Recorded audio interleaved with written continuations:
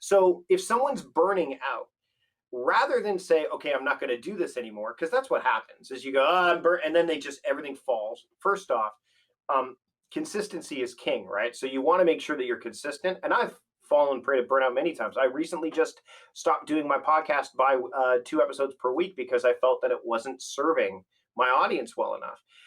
So I think that putting yourself in a position to say, okay, I want to do all the things, but I know I can't do all the things all at once. So let me look down the line at, like, say, June, and make that where I'm going to really focus on the podcast.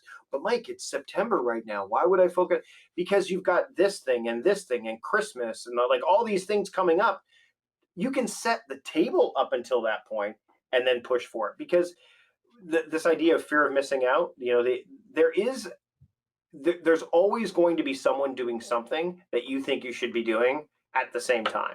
And this is a marathon, not a sprint. And if you treat it like a sprint, then you're going to burn out. Yeah.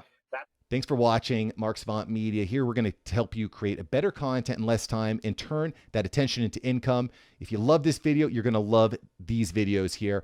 Click the one. Me and my team specially selected this just for you. Click the link. Check out the video. I'll catch you here next time on Mark Savant Media.